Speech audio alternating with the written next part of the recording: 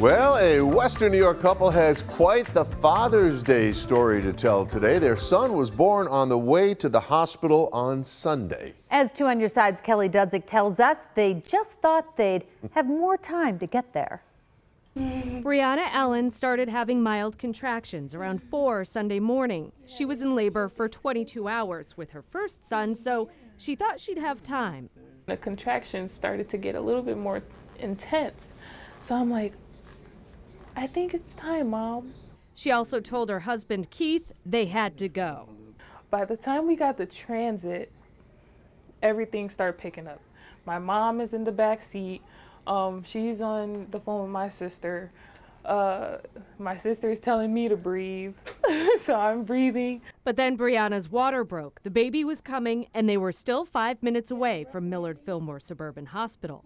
Got the green light to go every time, so I'm like, okay, this is pretty cool.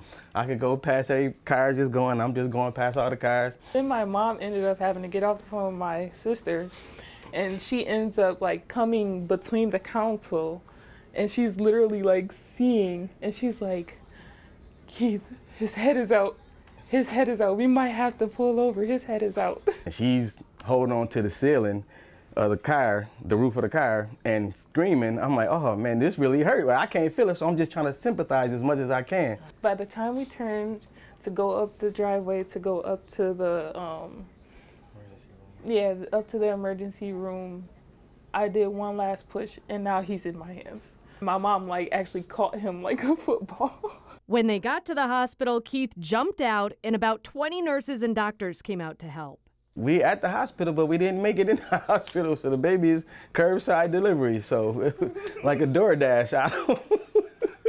Kai was born weighing 9 pounds 4 ounces at 7:40 Sunday morning. Keith got to cut the umbilical cord. I wouldn't trade this in for anything in the world. It was a great Father's Day, and I really loved it. Kelly Dudzik, Channel 2 News.